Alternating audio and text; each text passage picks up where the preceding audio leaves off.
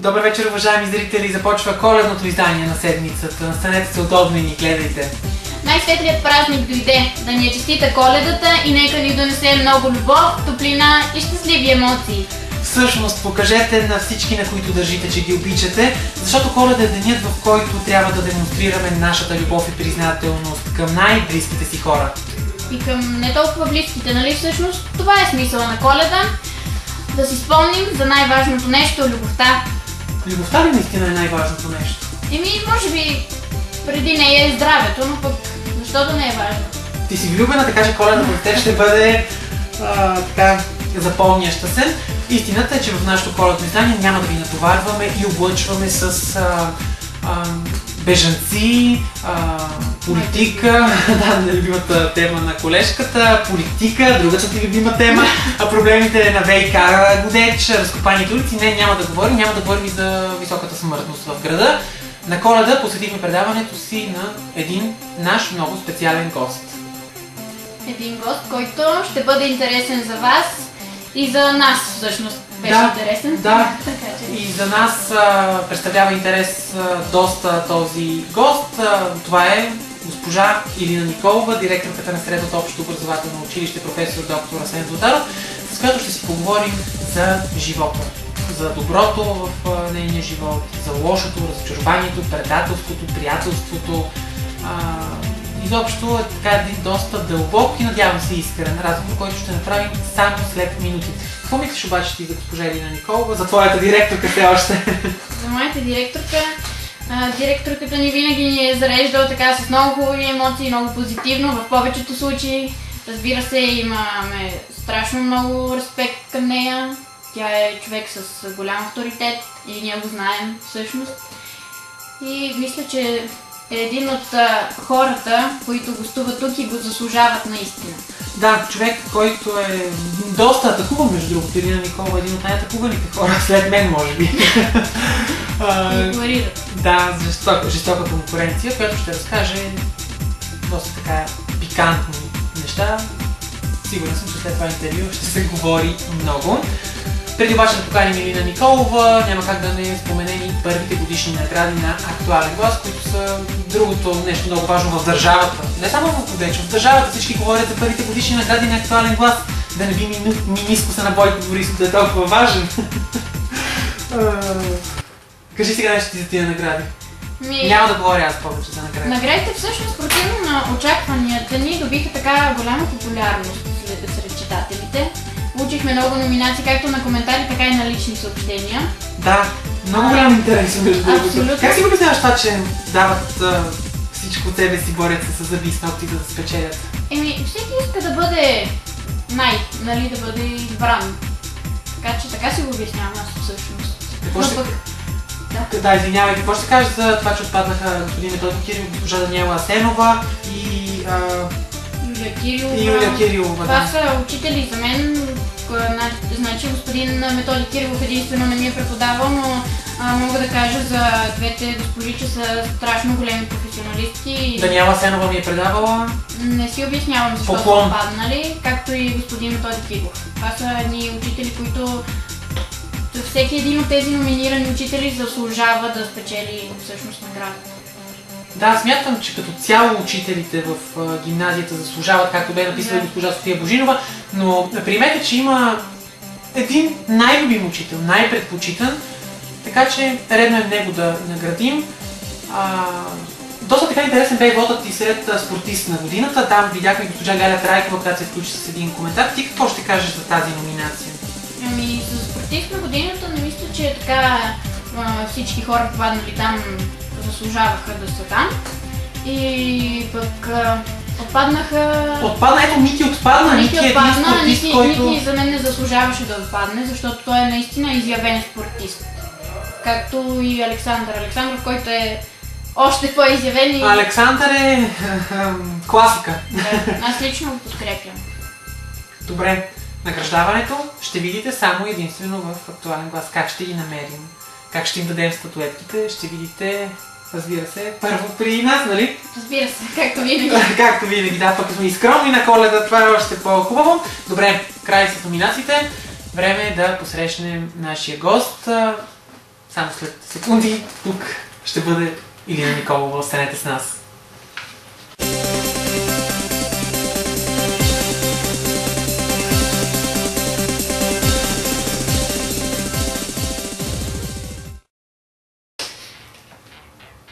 И така, казват, че на Коледа стават чудеса. А безспорно, едно от чудесата на тази Коледа ще ви го докажем в следващите няколко минути. Мнозина от вас наистина ще реагират по всякакъв начин. Едни ще останат с пръст в уста, а други ще се възхищават истински на това, което сме заформили навръх Рождество Христово. Мой гост, както виждате, е госпожа Илина Николова на най-светлият празник, най-големият. Защо казвам това? За никого не е тайна, публична тайна е за нашите отношения, за нашите открити войни, за нашите атаки и дали те всъщност са били такива или са били преекспонирани, дали са били преувеличавани от хората, тъй като знаем в Годеч каква е ситуацията, как живеем. Реших да поканя Илина Николова на връх Коледа, за да си поговорим за доброто, за лошото, за злото, за отминалите години, за настоящето, за бъдещето. Здравейте, госпожа Николова. Здравейте. Много ми е приятно да ви видя на връх Коледа. На мен също. Как сте? Прекрасно, както винаги. Винаги сте позитивна, винаги... Такъв е живот. Човек трябва да бъде позитивен. Добре, а как оцелявате в едни толкова трудни времена, на толкова много злоба, завист, лоши хора, атаки? Трудно. Трудно, но знаеш ли, това е... Аз се оприличавам като един бурен, който никне навсякъде. Аз съм човек, който разговаря с всички, намирам добро във всички. Така че някак си вирея в тая цялата обстановка. Не знам, трудно ми беше самото начало, когато дойдах в Годеч. Вече нещата са други, аз съм си вече годеченка. В обществото, в очите на годечани, всеки ви гледа с различни очи, както всеки от нас. Кое е най-лошото, което сте чувала за себе си? Което ви е наранявало? Което... Много неща съм чувала за себе си. Много неща съм чувала за себе си. Много лоши неща се изляха върху главата ми тогава, когато 99-та година ме уволниха по политически причини. Това не е тайна. Тогава какво ли не се каза по моя адрес, дори до това, че съм продавала тебешир, което, знаеш ли, свикнах да не обръщам внимание на тези лоши, негативни отзвуци за мен. Тогава, когато ме уволниха 99-та година, бях много наранена. И нещо в мен се пречупи, защото нещата не бяха такива, каквито се коментираха. Пречупи се в мен и от тогава, като че ли забравям, преустроих си мозъка, така че да забравям всичко, което ми се е случило, всички лоши неща, които ми се стоваряха на главата още тогава. И много лоши неща чух за себе си. Много лоши. Не искам да се връщам. Това ми беше мисълта. Не искам да се връщам. Забравила съм. Можем ли да кажем, че след този случай, 99-та година, сте започнали като че ли нов живот? Абсолютно. Абсолютно. Тази Илина Николова не е същата. По-лоша ли е сега Илина Николова? Не. Не е по-лоша. Калих се. Страшно много се калих. Пак се повтарям, но пречупих си съзнанието. И вече прощавам. Много прощавам. Интересна ли е все още за вас политиката? Не. Не. А на кои хора е интересна политиката? Не знам. Не знам, Меде. Не знам. Значи, политиката е мръсна дума. Нали? Така се казва, клише, но се казва така. Политиката е мръсна дума. Да не кажем каква е другата дума, която се използва за политика. Да. Мога да го кажа, но не тук. Виж, никога не са ме блазнили някакви постове, някакви политически дивиденти, ако мога така да се изразя. Не знам, пак ти кажа, моментно състояние беше моето. След това ти знаеш, че аз подкрепих ГЕРБ. Моята любима партия. Аз все още е любима моя партия. Симпатизант на партия ГЕРБ или на Бойко Борисов? Много го харесва този Бойко Борисов. Харесвам си Бойко Борисов. Кое му харесва? Хубав мъж. А вие като учител, да. Как преживявате слуховете, че той пише неграмотно? че е пожарникар, че не може да се изразява, че друго пише теми. Но дразна се от тези как да го кажа, сравнение. Той е бил пожарникар и затова виждаш ли, той е бил пък чистач. Няма срамна професия.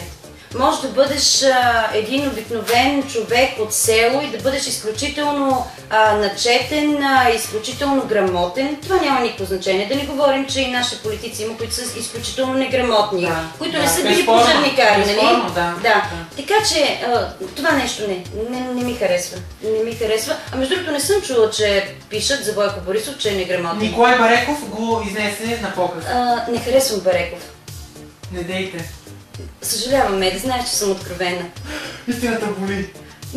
Знаеш ли, Бареков... Или хубаво и нищо за Николай Бареков? Не, няма да кажа нищо за него, само едно ще ти кажа. Николай Бареков като че ли прилича малко на мен. В момента, в който аз се кандидатирах за кмет и ти казвам, това беше едно мое моментно състояние, нали, виждаш ли, аз мисля, че ще променя всичко и така. И след изборите, отивайки в учителската стая и казвам, Боже Господи, какво направих аз? Тук ми е мястото. Да. Моето място не е в общината, не е в политиката. В случая Николай Бареков, той ще се осъзнае, че неговото място е като журналист, не като политик. Добре, да изоставим политиката. Скучна е според мен. Защо? За Николай Бареков нищо лошо не мога да кажа. Нищо лично, наистина. Кажете сега за най-големите си разочарования в живота. Ако трябва да направите една равносметка, вие имате юбилей идната 2014 година. Как в интерес на истината, аз съм на този пост от 93-та. Като директор? Тоест, да, като директор. Най-напред бях в РИТ, временно изпълняваща и от 94-та съм на постоянен трудов договор. Тоест сега, ако се смята 93-та, тази година ми е 20 годишнината, така, иначе до година 2014-та. До година имам още един юбилей, нали знаеш? Имам юбилей 50 години възраст. Така ли? Да. Аз много често се шегувам, че до година ще правя 70 годишни юбилей. 50 възраст и 20 като директор. Много... Преди малко ти казах, че съм забравила всичко, което ми се е случило и което ми се е стоварило на главата. Нека да направим една равносметка. Края на годината сме. Да, края на годината сме. Най-голямото ми разочарование беше 99-та година с моето уволнение, когато благодарение на учителка, която беше толерирана от мен, винаги сме били в прекрасни отношения. Кажете име. Янка Александрова. Да, това е Янка Александрова, с която предполагам гледате интервюто, което ние направихме и показваме и нейната гледна точка, която... Но виж, това, че тя ми е била разочарование, тогава не означава, че сега в момента не се поздравяваме. Няма такова нещо. Няма такова нещо. Дори хората, които бяха около нея, останахме си с някои от тях и в момента сме приятели. Това е Коля Миланов. Безкрайно го уважавам, той е много добър мой приятел, така че трябвало е да стане и е станало. Но това ми беше разочарование. И най-много ме боли, когато хора, с които съм имала по-специални отношения, като приятелство и за училище говоря, когато ти забият нож в гърба е много страшно. Ето това ми е разочарованието. А друго какво да ме разочароваме? В личен план. Нищо не може друго да ми разочарова. Знаеш ли защо? За мен е важно хората, моите близки, семейството, да са живи и здрави. Това е най-важно. Да ме разочарова клюка? Не. Отдавна минах този период. Да ме разочарова обида? Не. Приятели, на които сте вярвали? Тези приятели, на които съм вярвала и до днес са мои приятели. Един от тях е Велин Иванов. Един от тях е Велин Иванов. За което приятелство също се коментира и се говори много за вашите отношения. Нашите отношения с Велин Иванов са още много преди той да стане помощник директор. Той беше един от хората, които бяха до мен през цялото време, във времето, когато бях уволнена с тия процедури тук, когато ми забраняваха да влизам в училището с заповед, стачката на учителите, това бяха Велин Иванов, и ви казвам, че денонощно бяха с мен. А вкъщи идвали са... никога тогава не е имало някаква идея той да работи при мен. В никакъв случай. И Цветанка Евлогиева, Даниела Софрониева. Те бяха... Да. Но тогава и всички, и целият ми колектив, който е в момента, аз защо казвам, че моето второ семейство е в училището. Добре, това означава, че не училището ви е събрало с Велин Иванов. Не, само то ви обединява. Не. Какво друго е общо между вас двамата? Вие сте много различни като характери. Ние сме много различни като характери, но си допълваме. Ние мислим по различен начин. Много спорим. Като два остри камъка сме. Толкова много спорим, много често се сърдим. Аз на него, той на мене, но знаеш ли, в спора се ражда истината. И ние с него постигнахме много в училището. Да, много неща постигнахме. Че училището се промени, опаковката и изобщо вътре. Но трябва да ти кажа, че имам доверие на Велин, че няма да ме предаде. Това, че показвам характер на борбена жена, на жена, която ни пука от нищо, перде, с една дума, не е вярно. Пука ми методи, но... Плаче ли често Илина Николова? Плаче. Всяка вечер? Не всяка вечер. Она вечер плаках на един филм.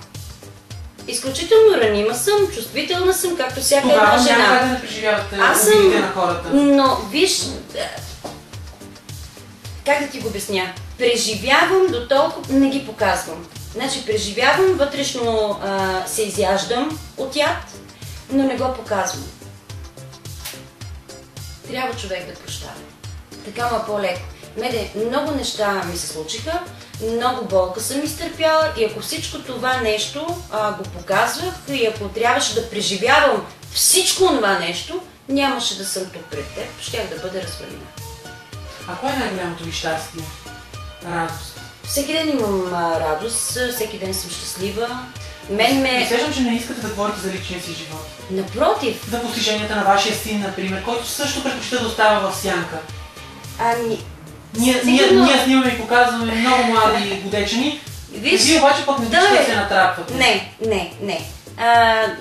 Ваньо ми е най-голямото щастие. Сега това всяка една майка ще го каже. Това е най-голямата моя радост. И най-хубавото нещо, което ми се случва в живота. И надали, може и клише да е, надали някоя майка ще каже нещо друго за своето дете. Имам, 28 години вече, 27 имам брак. След като все още сме заедно, всичко е окей. Разбираме се перфектно.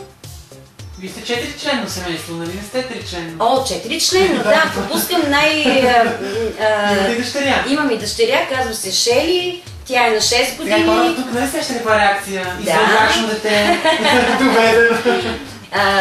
Да ги успокоим, че това е кучето ми Шели. Шанел се казва. Оставете ги да има новини, сензации. Нали ме обвините. Аз смятам, че цял годин знае, че аз имам куче. Шанел се казва. Той е подарък на Иван. Какво Шанел? Да. Всъщност той е от Унгария внесено. Унгарското му име е Сука. Изключително куче. Той е член на моето семейство.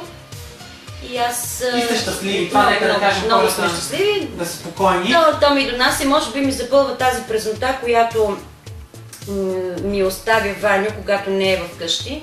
И когато ти знаеш, той е в Австрия, беше в Швейцария, в Австрия и така. И той бяга в светлините на прожекторите? Да.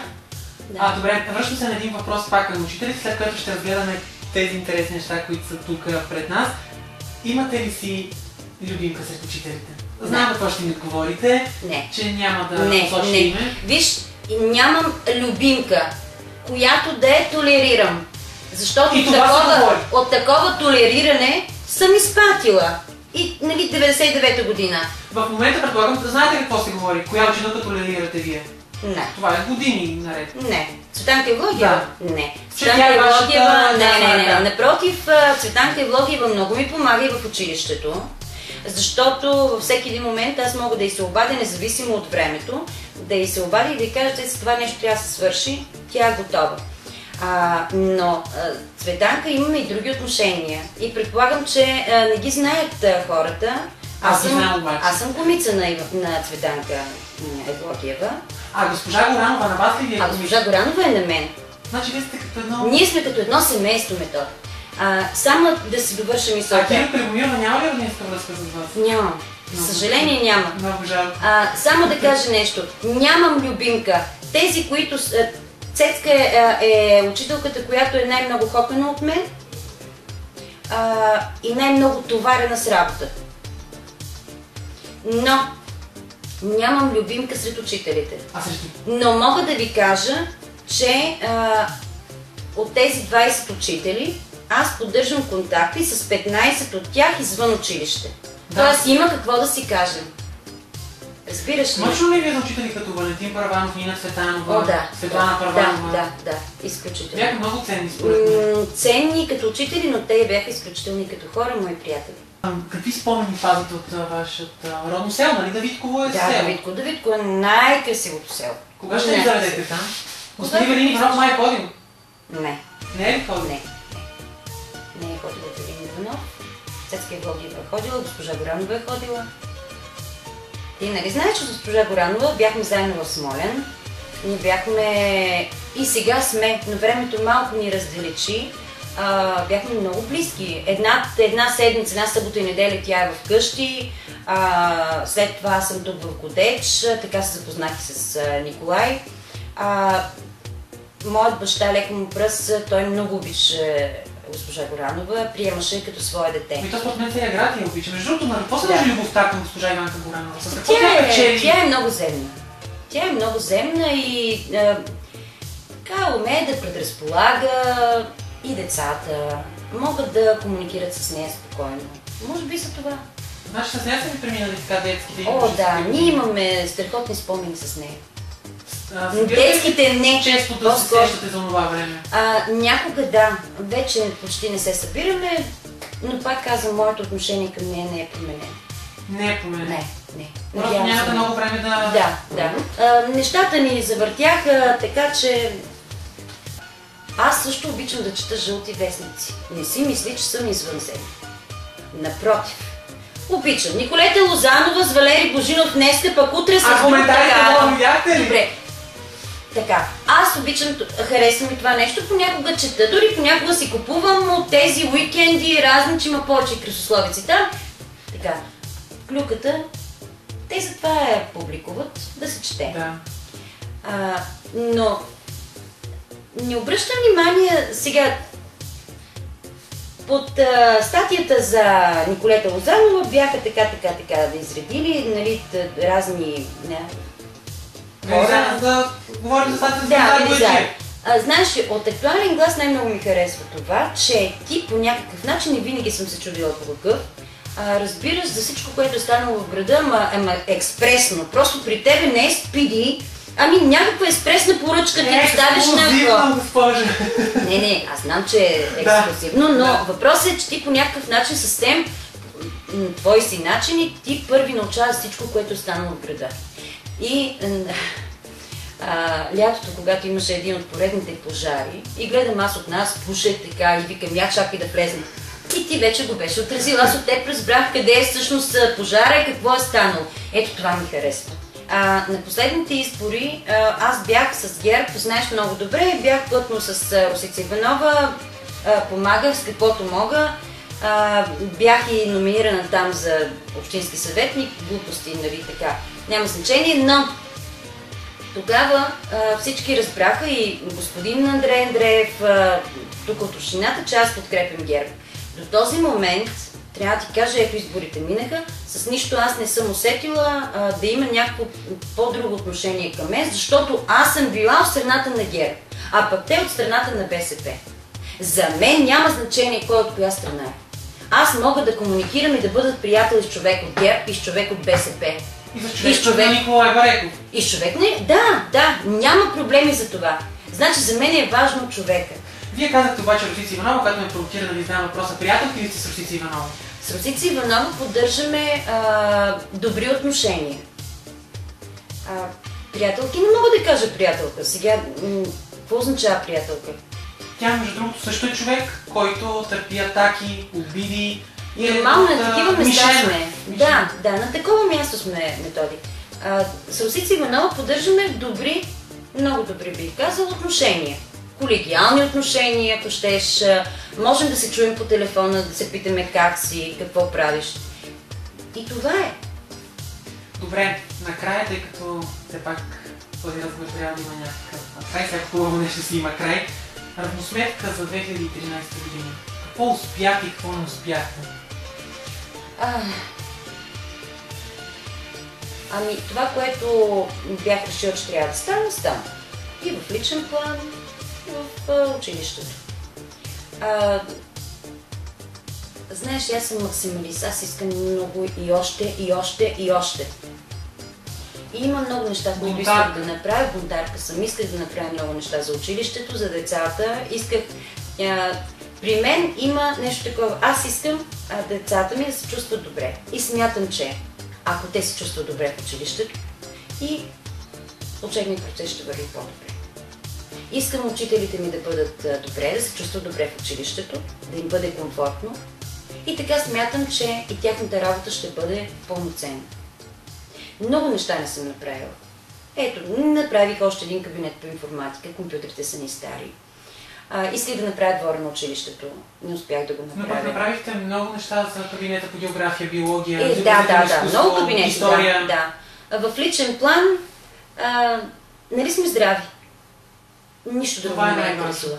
Нищо друго не ме интересува, защото ти виждаш тези дни, днес умрял един, утре умрял друг, млади хора умират, а ние сме тръгнали да се злоба и зависи и тръгнали сме се заяждаме и да се провокираме и да се оплюваме.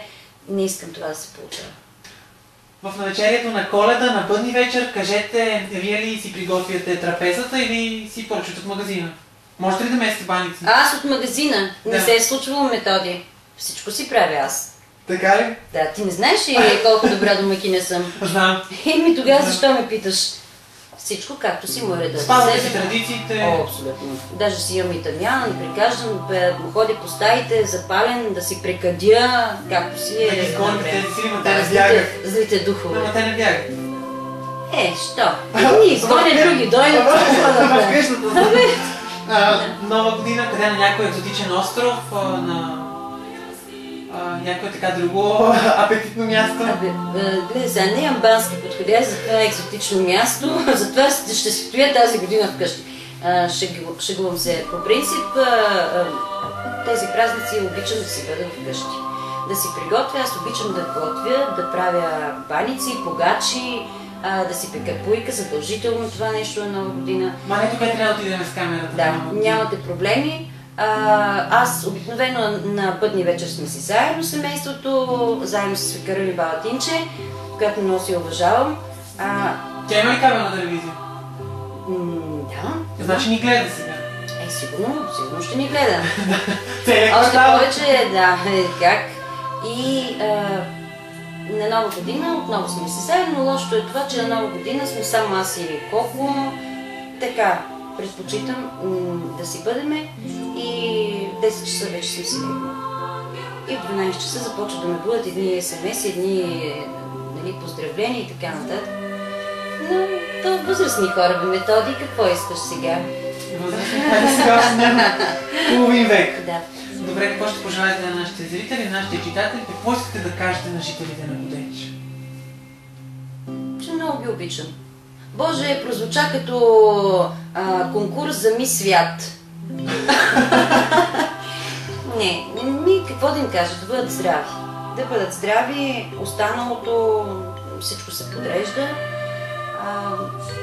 Да бъдат по-добри един към друг и наистина да бъдем малко по-състрадателни. Да изоставим партиите, да изоставим интересите. Да, ама сега аз това да го кажа, ама ако знам, че ме гледат само такива, които се интересуват от политика. Те ще не гледат и други обикновени хорица, които нямат нищо общо с политиката, ядосват се защо пенсията не са дали малко повече парички, защо няма увеличение. Просто искам да поздравя всичките с най-светлия християнски празник, да бъдат живи и здрави, да се чувстват щастливи и да се чувстват много обичани.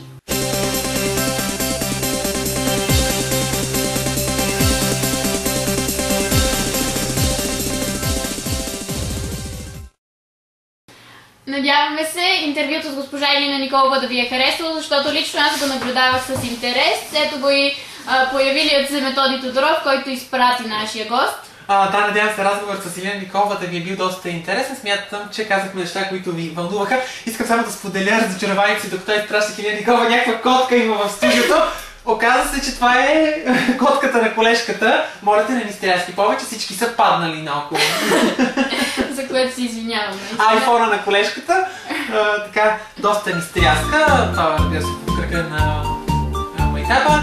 Коледа трябва да седнем на масите, да дигнем по една на здравица, да хапнем, да пием, както се казва. Така че ние ви пожелаваме в свръхдози много приятели, много хубави емоции и то не само днес, а всеки ден. Пожелаваме ви светли коледни празници, бъдете здрави, бъдете заедно и бъдете много щастливи. И да не забравяйте да поглеждате Градашком към Долина, откъдето цяла Коледа ще излезе изненада само с усмивките. Оценявайте истински значимото, бъдете вдъхновени с енергия за сбъдване на нови мечти и дела. Весела Коледа, довиждане!